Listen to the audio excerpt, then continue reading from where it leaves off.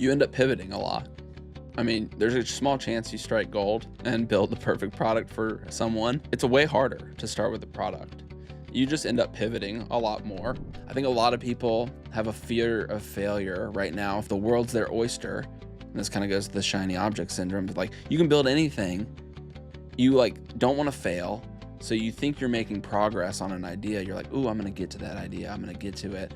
That's gonna be my big winner. And then a year goes by, 2 years go by, and you just haven't taken any action. You finally take action, and boom, you wasted 2 years and realized that you needed to pivot quickly.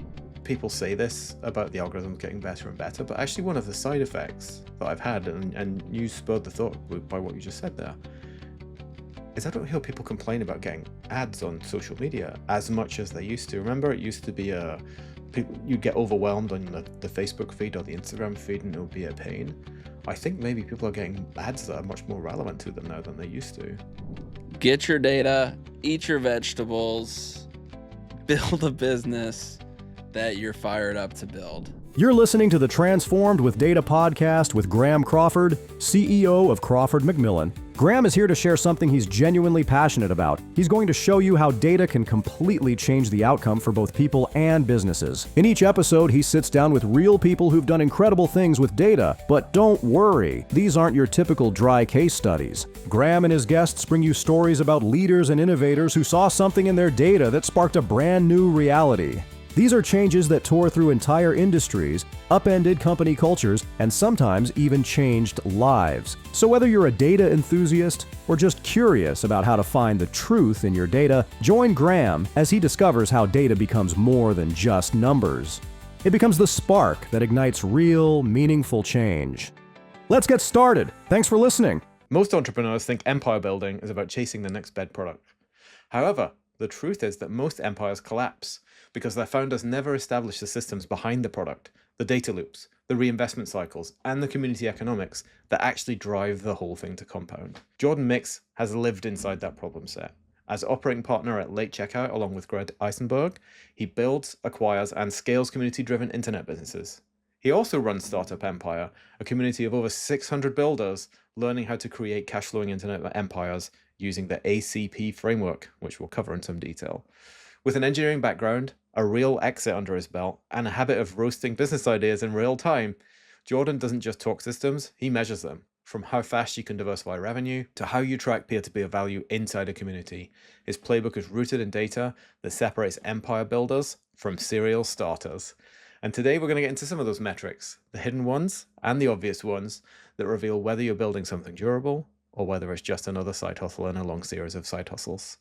Let's dive in. Here's Jordan Mix. Welcome, Jordan. So great to have you on. My man, thank you for having me. I'm fired up to be here. Yeah, it's great. It's great to have you. And like, we've spent so much time talking, and I've admired you for a long time, benefited from your advice for a long time since we've been together. And I think it's, with all the work that you do, it's just incredible the number of businesses that you get to see, assess, and evaluate in terms of how successful they're going to be, and you get to see them live through their embryonic phases, and some live and thrive, and many others die on the side. So excited to pick your brains about all of that experience. Before I admire you as well. Oh, you're too kind. You're too kind. Or I wouldn't be here, people. He wouldn't be here doing podcast things with podcast people. Yeah. Before we start, I mentioned in the intro the ACP framework, or ACP funnel, as I think you call it. Can you just, for the uninitiated, like talk us through what that is and why you think it's so important? Yeah, ACP, we believe, is one of the best ways to start a project, a business, whatever, with the highest degree of success, highest degree of probability of success for starting and getting anything. So Greg Eisenberg came up with the ACP funnel. Once you see it, you can't unsee it. So what is the ACP? It's audience, community, product. So find a niche, underserved audience, start creating content to magnetize them to you, put them in a community. What is a community? A place where people gather, share their problems. This can be like a newsletter. I would say is the lightest version of community. I would argue it's not a community because you can't see people interact. A better community would be like a school group or Discord, Slack, etc., where you can see people interacting with each other. And that's basically to like learn the problems, see how people are like what they care about, what motivates them. You know, we're all humans, and if you can study how we move in the psychology, you can build better products for them. And that's P. Products, build products that people are begging to buy. So this framework is a funnel where you start with the top of the funnel, create content, put them in community, then build product or products. And each one of the realms of the funnel actually has many funnels in it. Everyone's like views it linearly. It's actually cyclical, where there's many ACPs inside your audience. The P of an audience would be like a lead magnet to get them into the community. And then there's many ACPs in the community, etc. So it's quite meta indeed. And that's what we run our own ACP framework. So Greg's Startup Ideas podcast is our A. Our C is Startup Empire. And our P is Idea Browser. Yeah, and I love the way that system all flows together. And I want to dig for a few more details again for the uninitiated on each of those three things as a good example of ACP. But what do you see happen when people don't think about things from an ACP perspective and start straight with the product? What typically happens to businesses that do that? You end up pivoting a lot. I mean, there's a small chance you strike gold and build the perfect product for someone. It's way harder to start with a product. You just end up pivoting a lot more. So it's better to start with a hypothesis in a niche audience than it is to have a final product and then go look for customers. Because, you know, if the 80-20 rule and the Pareto principle exists, you build 100% of the product, there's a good chance that 80% of the features will be fluff and 20% of the features will be valuable. So why wouldn't you use 100% of your time building for them when they're literally telling you what to build? And this could be a 100-person audience, a 10,000-person audience, a 100,000-person audience. People get tripped up somewhere around this 10,000-person follower number for some reason. You Right. can have a banging business with 10 customers. Oh yeah, for And sure. if you know, if you have an audience of 110 customers, still a nice little business if you have a good LTV. So the framework can go up and down, but that's really like if you start with a product, you run the risk of pivoting a lot and it's just playing on hard mode. So you're like building it for them and them being the audience and the customer instead of building it with them, which would be like the ACP. Yeah, and then testing it. And I mentioned your background in software engineering, and I have one of those too, as much as I keep it well hidden. Mechanical. I'm actually Oh, mechanical. yours is mechanical. Oh, wow. I think the same principle applies though, that with code or with mechanical engineering projects, the further down development you get, the more expensive it is to make those many pivots that you're talking about. So, if I, rather than talking to any users of code, build a whole application and then find out they don't like it, and to unpick that and then put a different feature in is so much harder than moving a couple of sticky notes around on a board, or moving a couple of things up and down in a Google Doc because people in my community or my audience have told me that that's what they want or that's what they don't want, right? Dude, it's so true. I see it. We struggle with it still, to this day. It's like, oh, let's ship that feature this week. And we run this like ICE framework now, which is impact and confidence that we're able to deliver it, and then the effort that it would take to actually produce it and ship it. So how confident are we gonna be that someone's gonna use it? What's the level of effort that's going to be required and what's the impact? And like we score those things before we do anything because it's so easy when you're in your own little room with your team being like, oh, we should launch social features. Like people will love that. The data's telling us that we should launch that. And it's sometimes it's easy to get in your own head. So yeah, pivoting is huge. Yeah, and maybe the data is not telling you that, right? Correct. There's a thing that I know we both consume Mr. Hormozi's stuff. There's the thing that he always mentions. I think he over-eggs it a little in this case, but he always says any change, be it a new feature or a change or a new way of working in a product or a new service line or a new SKU or whatever it might be if you're in consumer packaged goods, like there's a friction of doing something new that he equates to about 20%. So I think the framework he applies to it is, unless I'm sure this is going to increase revenue or profitability by 20%, then I've got a hard time making a case for doing it because there's going to be a friction inherent in changing this product in the first place. That's so good. What do you know what like video that's in? No, no, but I'll find it and Because I'll link it in the show I've notes. got But some those, cornerstone Hormozy videos that I keep just in a little folder that are just you got to rewatch them, and I feel like that one right there is a good rewatch for yeah, sure. the principles sound. I mean, obviously the complexity of the feature, the potential value of it. There's all sort of nuanced, subjective stuff in there that comes up to the. But as always, there will always be counterexamples and exceptions to prove the rule, etc. But I think it's a very good rule of thumb, so to speak, of like think very carefully before introducing a new product or feature or product line or whatever it might be, because you're changing the overall vibe of this thing, which you've already shown that people would like. His one of his cornerstone lines, which I'm sure you have come across before, is see that thing that you're doing that works, do more of that. Right. It's so easy to be like, it's working, let's change it. I Yeah, almost did it last week on something and caught myself. I was like, nobody, me, like nobody colon, it's empty, and then it's like me. It's working so well, we should change it. Yes. Oh yeah. This is going so well. Let's disrupt it. Oh, that's great. So back to your own ACP funnel at a high level, because I think it's a really good illustration of the framework, as well as, of course, an opportunity for you to talk about what are a fantastic set of products. You mentioned that there's Greg's Startup Ideas podcast, which I'm a long-time listener, long-time fan of course, myself, where he follows the principles of ACP by giving away value, right? He shares the source and he brings people on to share the source and give away the value in a community. And that's another thing that I think, by and large, outside of his corner of the internet, people are still sleeping on. Always lead with value, and that's how you pull the audience in. And then the community of Startup Empire, which again I've been lucky to be a member of for quite some time now.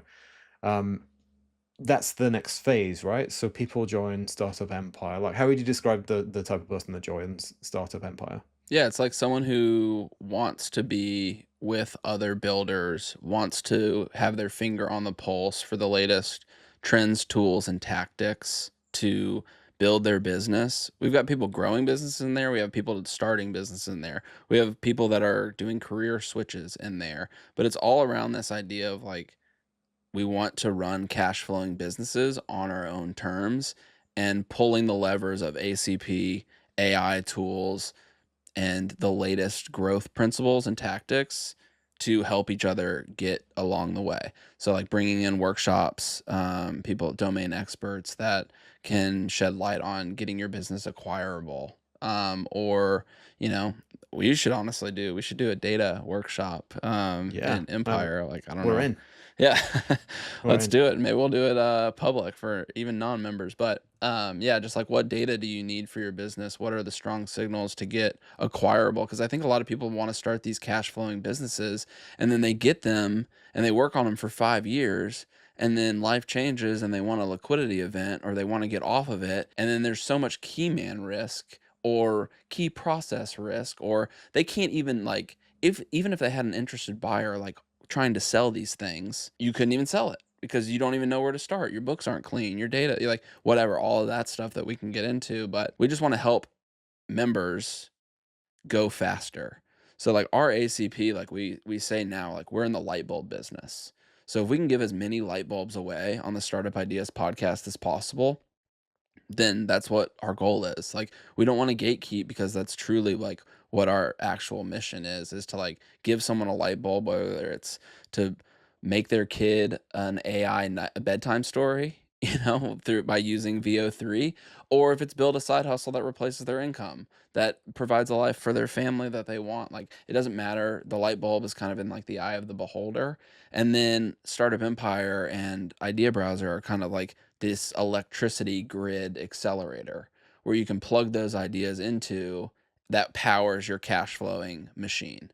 Yeah, to illustrate your framework, you built the community of people. So the Startup Ideas podcast, we're equipping people with the source and the knowledge. And here are the latest tools, and here are the techniques that people are using to build businesses. You then pull people into the community, and you've got people there who, as you say, some growing businesses, some looking to exit businesses, but many people looking to define and then launch a business in there. And one of the things that they needed that became very obvious, I'm sure to you, was ideas, right? Fully formed ideas that, we talk about tools and techniques, but actually identifying a niche, coming up with a product is a different thing. An idea browser, your product, I'll do the pitch on it and then I'll let you fill in the gaps. But sends a brand new idea and then provides people with a database of ideas, mainly built on very modern tool stacks for businesses that could be launched. And it's not just here's the idea, but it's also, this is what the first 6 months would be, this is the level of investment you'd likely need to start it, and then even in your advanced features, this is the type of founder that would be well suited to this idea. So you really take it down all those levels because you've identified a product that the people in your community want, right? Yeah. I mean, What did I miss no, about idea browser? yeah, that's it. It's just like, can we compress 100 tabs of research and 30 hours of research into a day to give you like how we evaluate businesses, the offer stack, the value equation, the go-to-market strategy, where we would start, how we would turn on like paid if we didn't have organic for a lead magnet that would convert, that doesn't have a call to action of like, get my demo here, Yeah, that get has my an stuff. actionable call to action.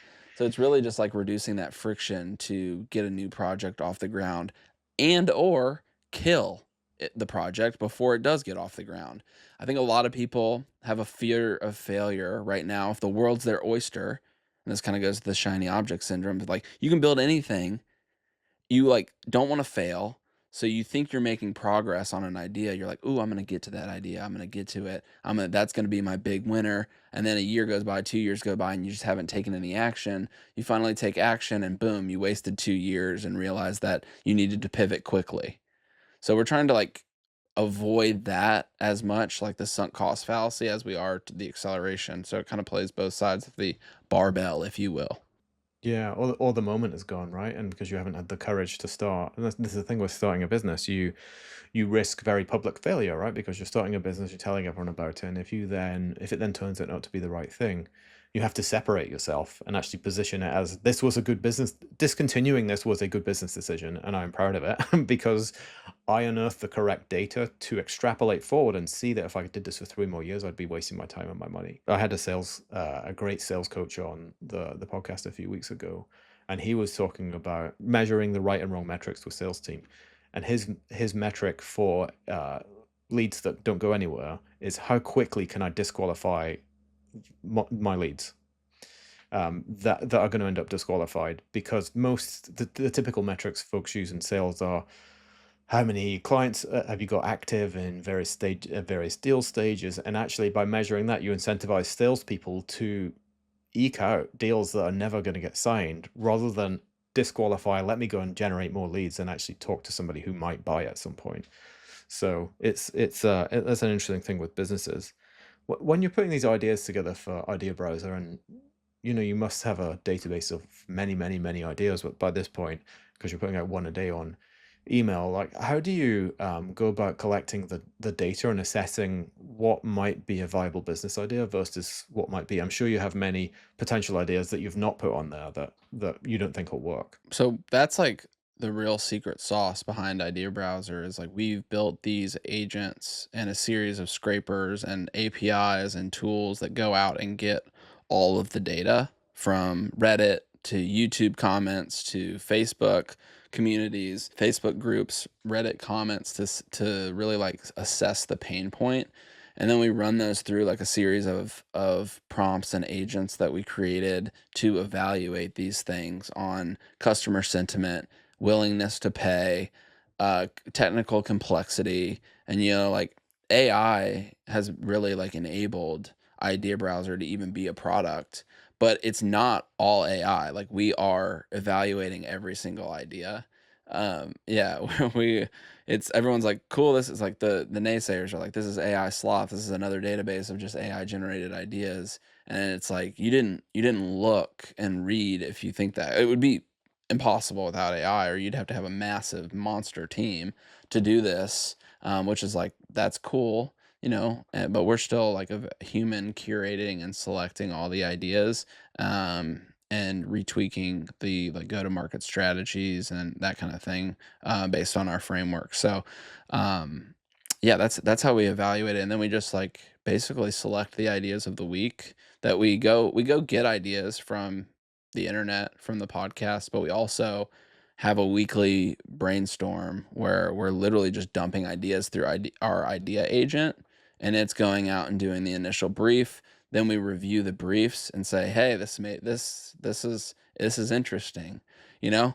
And we just get ideas from everywhere. Like my mom gave me a mint plant, and she Oh, mint. Oh, you want to be mint. careful with that. Don't put it in your garden. Yeah, exactly. No, an herb garden, so it was a dedicated pot for mint. But yeah, I love mint, so I'm like, she gave me a mint plant, and I'm notorious for killing plants. And she texted me like a week after she gave it to me, and she said, "Hi, it's your mint. I'm thirsty." And I was like, "That's a great idea." I would get a text from my plant.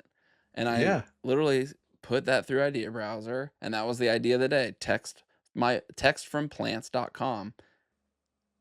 To say, oh, feed me and water me, and it kind of adds a Yeah, like, bit of "Hey, a bro, humanity, a it's bit your of mint. personification. I'm Yeah. thirsty." Over And I here. tweeted about it and got like 200,000 views on. So it's just crazy to see, hey, that's an interesting idea. Oh, it's actually validated. People are killing plants. Like there's like 3 million millennials that kill plants and talk about it on Reddit. And not just me. I'm not the only plant murderer.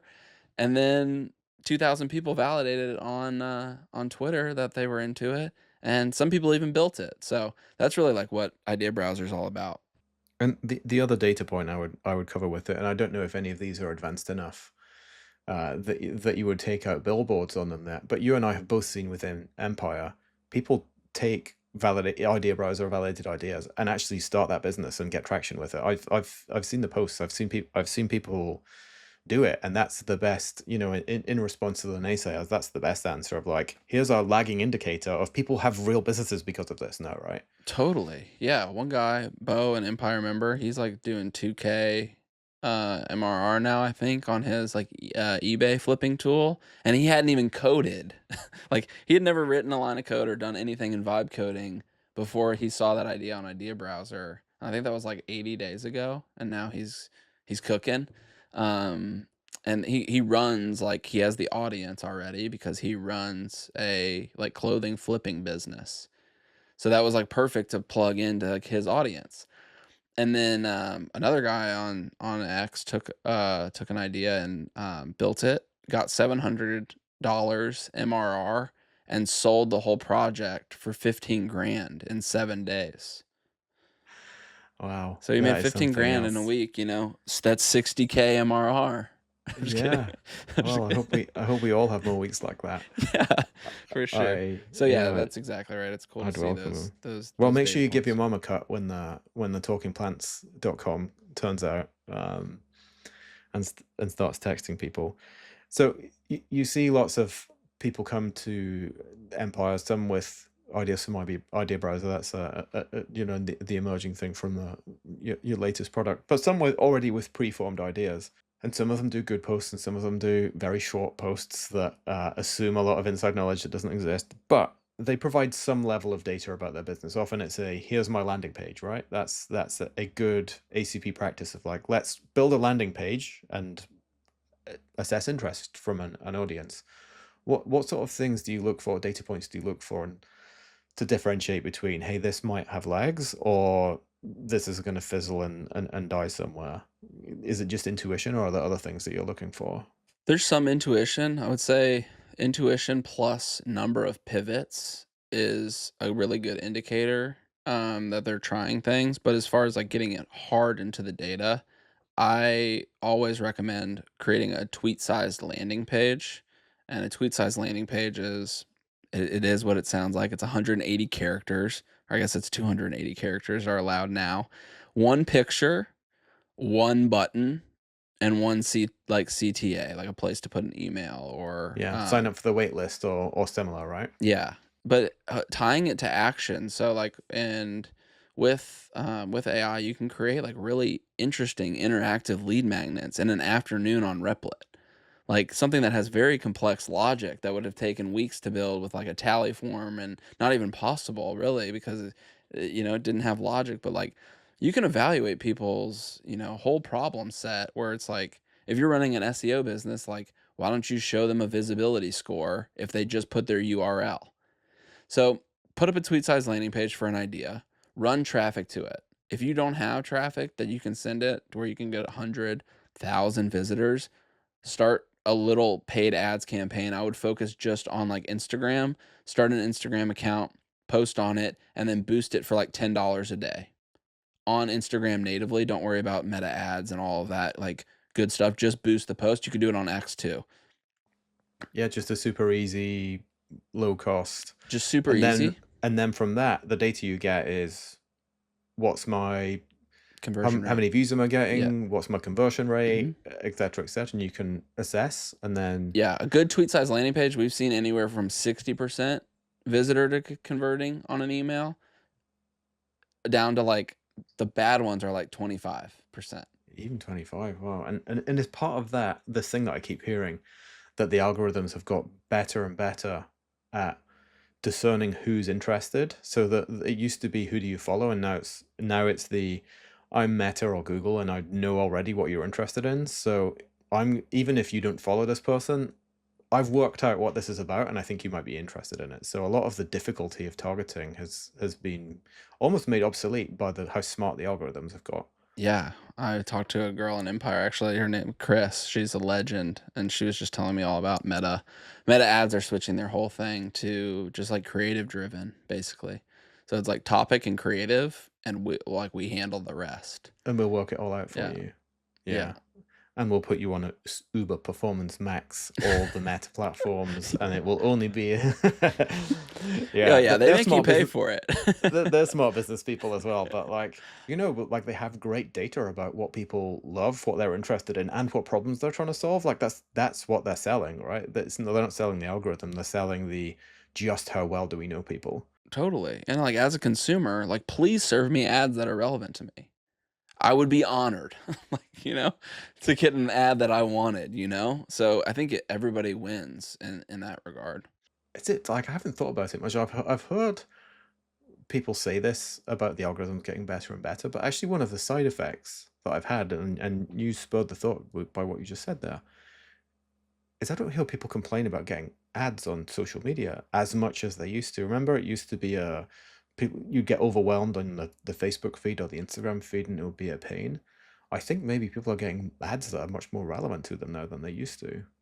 Yeah, I feel that too. Because we're starting to think about paid ads for Idea Browser and layering that in. So I've been doing some research on better VSLs, better paid, etc. And now, like within like a quick turn, I was getting ads of like really interesting people that were offering consulting for paid ads or like new sales letters and just like, it was like doing work for me on presenting interesting things. So I think you're that I wasn't even assuming that angle, but I think you closed that really well. Is that is true, and for advertisers, that's even better because it's like you're going to find your people. They're going to be happier when you find them.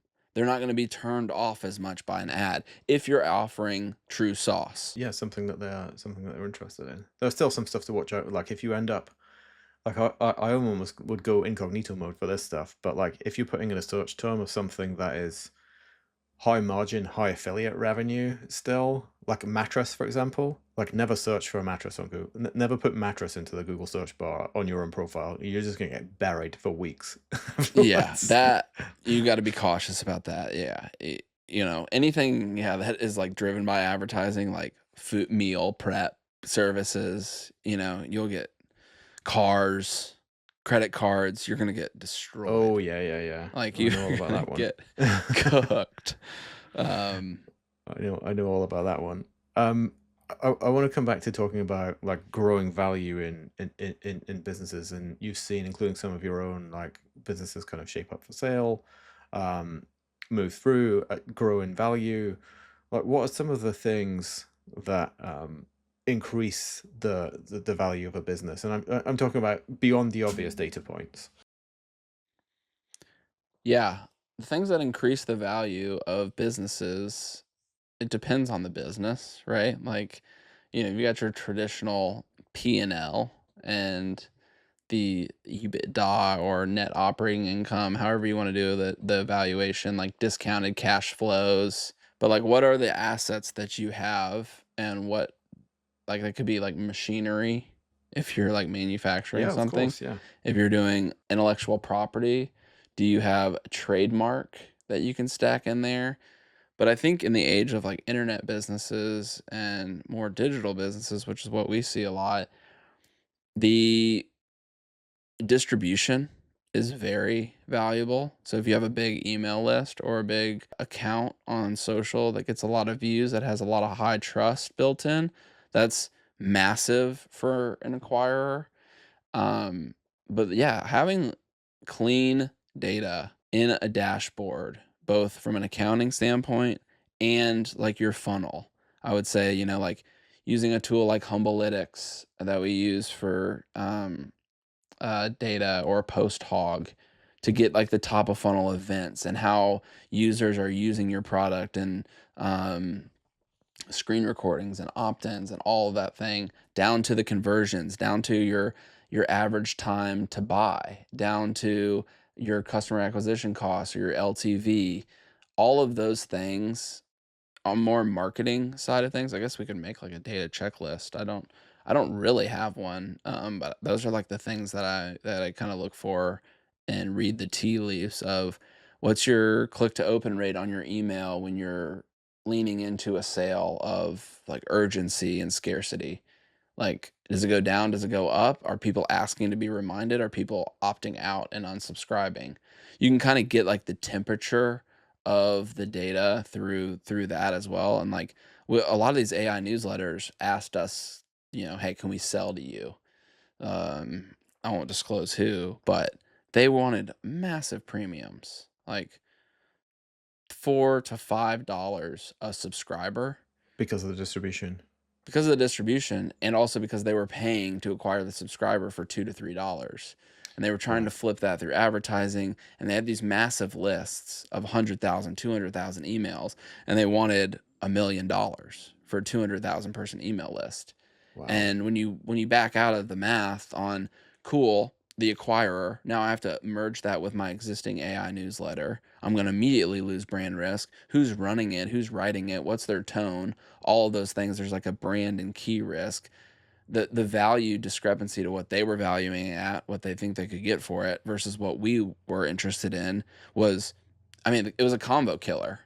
It was like, hey, how much is this? $5 a subscriber. It's like, hey, we're at literally 20 cents a subscriber. Yeah. So the bridge is too far to It's get to walk just across. like, we Yeah. can just kill this right off rip. So Yeah. Quick disqualification, like we talked about earlier. It saves everybody time, right? oh my gosh, dude, if you can say no fast, it's the best. Or Yeah. yes fast, either way. Like, just don't say yes too much. And you were like you were talking about in the data in the marketing sense, like, and what you're describing is basically a highly instrumented funnel, right? Every element of the funnel is instrumented. Every opt in, opt out, time clicking, and this is a lot of this is my background. You mentioned credit cards. Like, I used to be involved in that funnel for credit cards, and supplying the data that helped make the decisions about how much to bid, real time, how much to bid on Facebook ads, how much to bid on Meta ads, and adjusting that bid for the time of day and the audience and the demand and whatever was happening on the internet, as well as once you get into the funnel, every single millimeter you move that mouse, the time it takes you to do everything, all instrumented top to bottom. And I think people see these funnels, and think, oh, I mean, even using something more sophisticated like a ClickFunnels or whatever, you go in, you create it. To make that successful for you, actually, the key for you is instrumenting that so that it gives you the data so that you can make adjustments and you can make decisions. Like, data for data's sake is one of the biggest wastes of time. And you might think the answer is collect all the data about all the things. That's only important if you understand which data is critical, which data is going to make a difference to some of those top line metrics that we talked about, revenue, profitability, customer lifetime value, and then have that data be high enough quality that you're sure it's correct, and then have a mechanism to make decisions based off of that so that you can adjust and be smart with it. Like, there's no point.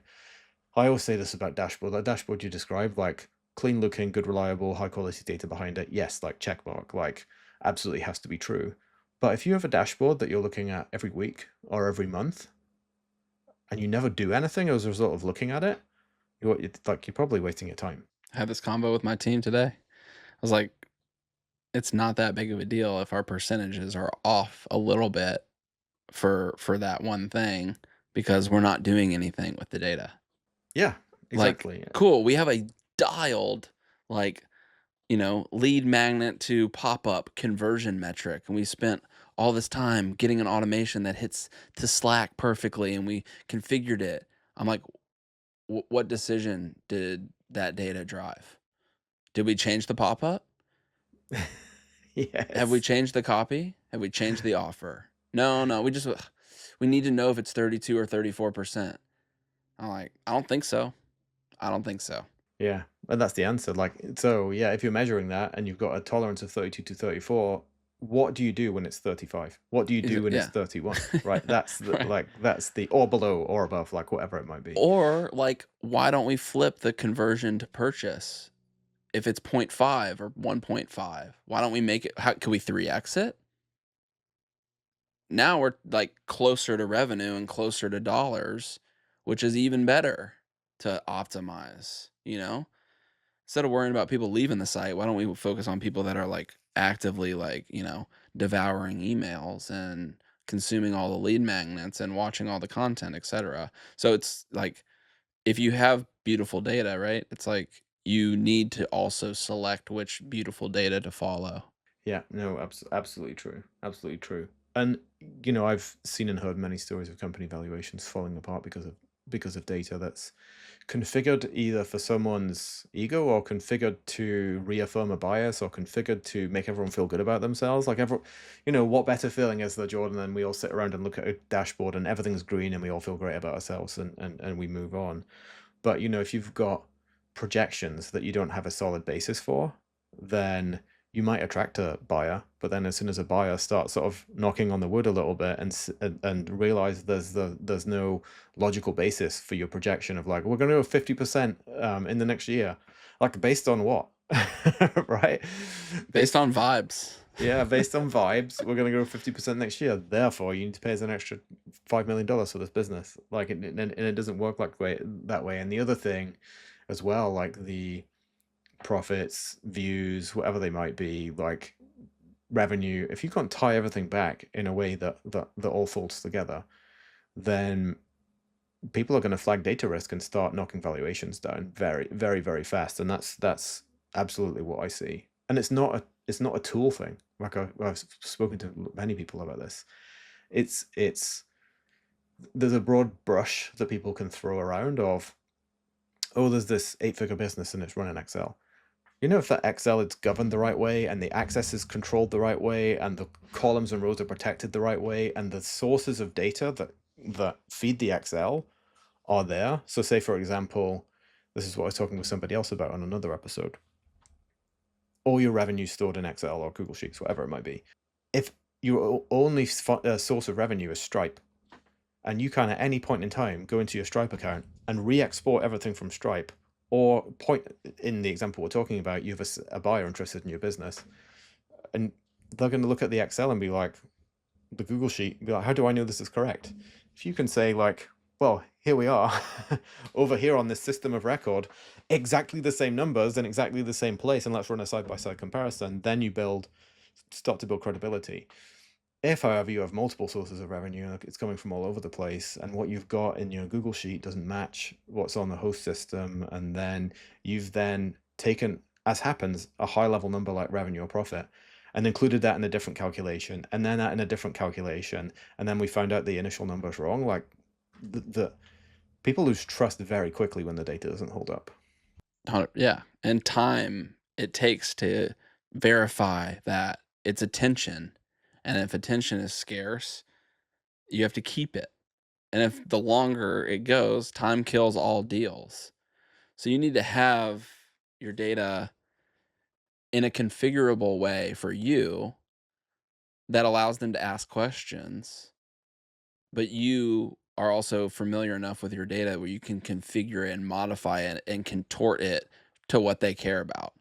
Because like one acquirer might value the distribution higher and that like micro funnel, like, like for media buying, or the other one is buying you completely as a revenue booster because they're going to get acquired.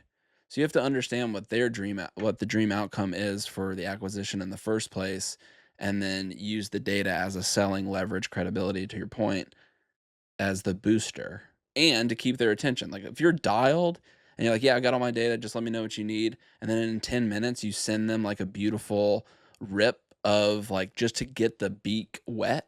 They're going to be like, oh, this guy, this girl, they're Yeah, dialed. they know what's They going know what on. they're Yeah, doing. and And it it's a and it joy builds to work faith. with, right? Yeah, if it takes a week to get that answer back, then the seeds of doubt are already sown. Well, they're like, Another what good, else is wrong? yeah, They're immediately like, what else would take a week? yeah. Could it Why take a why did month? yeah? Is this not a priority suddenly? Yeah. The newsletters are a great example. Like you talked about number of subs for some of these AI newsletters. Your 200K subs might make you feel really good, and you can talk about that number and use it as leverage and whatever else. But if it comes down to it, a buyer is going to say, okay, well, what's the open rate? And if you've got 200K subs and 150 of them, K of them are weirdo bots who never open emails, and have got, your bounce rate super high, like that's not a valuable audience anymore. And it might have made you feel good to talk about 200K subscribers. When it comes to the actual value of that newsletter distribution, it's, what's really important is who's reading it and who's opening it, rather than how many people are you sending it to, right? That's another really good example of what could be a glitter metric. As I've come to know them, it's something that makes people involved with the product feel good, but don't actually speak to the value, um, the enterprise value of the thing. So true. Yeah, yeah. So what's next for you with Idea Browser? What data points are you looking at with Idea Browser as you look to grow it? And what are the key KPIs? Are you looking to grow subscriber numbers? Are you looking to grow the number of ideas that turn into businesses? Like what have you got your team pointed at? Yeah. I mean, it's all the above, really. So there's like kind of buckets. Like, yeah, we're growing the ideas, and we've got a system where we launch 4 ideas a day. 1 publicly and then 3 into the database, as well as trends and market signals to follow that. Um, the goal is to like be and own the workflows of helping people start and operate businesses. So we really like want to provide tools or plug into tools that help people accelerate, both starting and building. Because like the start's one thing, but the first pivot, you're still in start mode, and right? It's like, cool, you launched the lead magnet. That was the wrong lead magnet. How do we, like provide agents and frameworks and experiences, basically productizing our own process to do consulting at scale is like really the like goal for Idea Browser. And it's like, can we become the best place to start?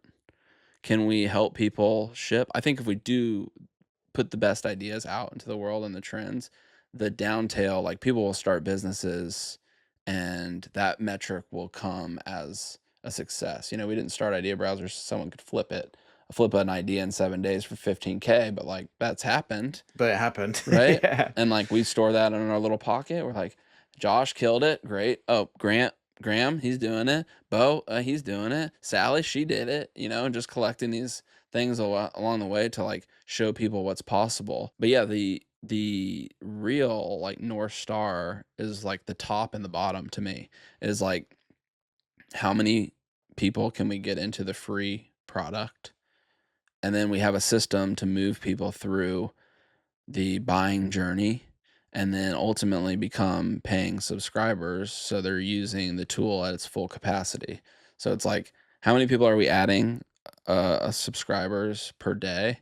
And then the bottom is like, how many are we converting free to paid?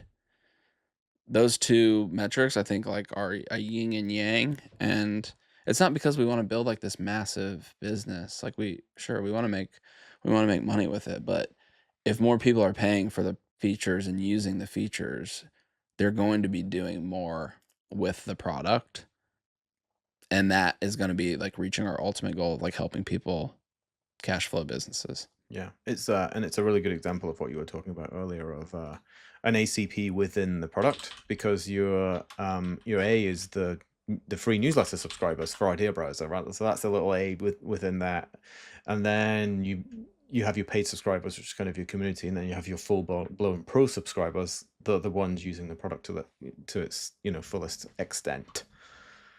Right, so yeah, it's a great example of that. So for folks that want to check that out, ideabrowser.com, right? That's it. Ideabrowser.com. A great domain name.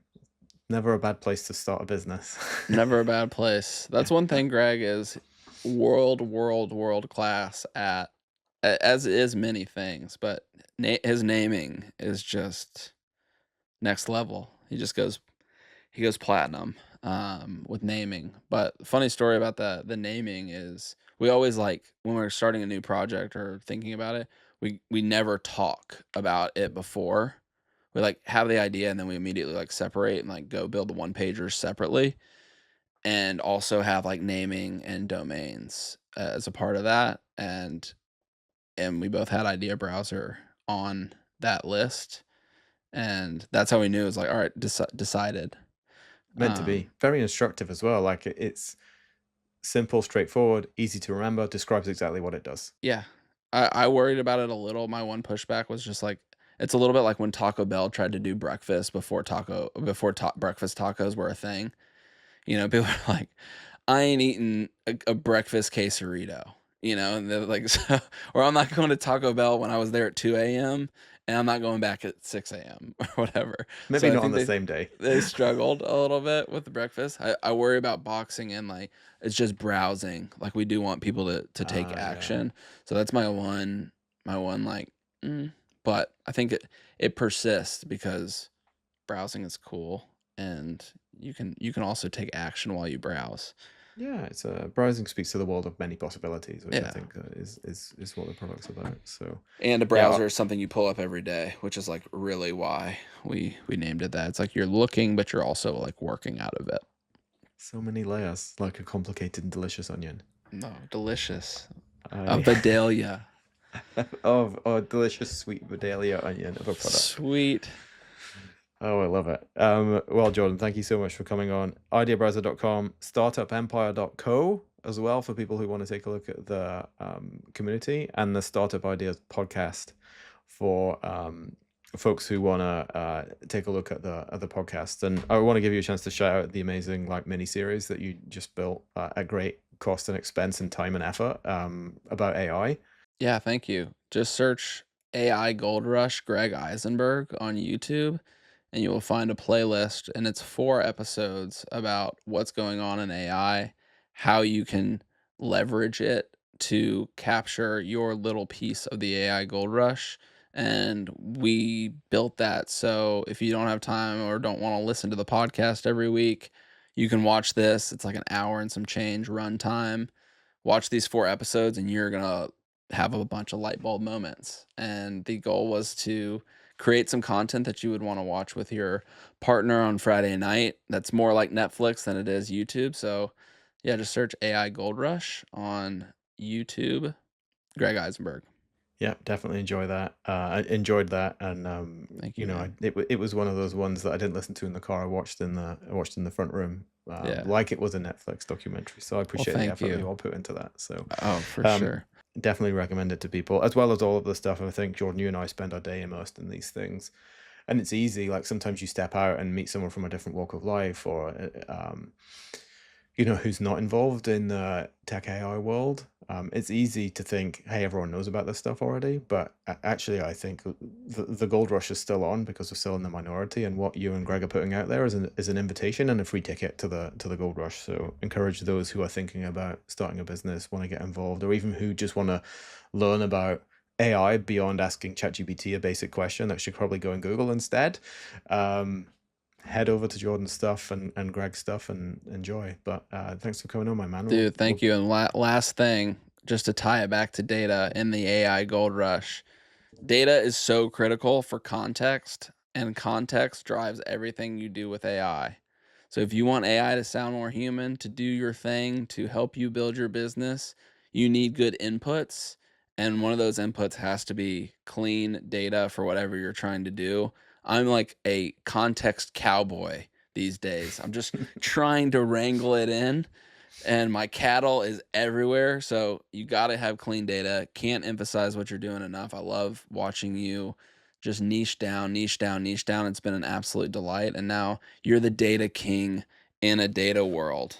Yeah, it's very kind of you, and I definitely do my best with it. But you're absolutely true. You talk about distribution and audience as a moat. The moat, as I describe it, is high quality first party proprietary data that other people don't have. I pulled this statement out of something that Greg posted on LinkedIn just yesterday, actually. Like the value of that has hugely increased. If you're just using off-the-shelf Claude, off-the-shelf GPT, you're using the same data set as everyone else, so you can't reasonably expect a competitive advantage from that.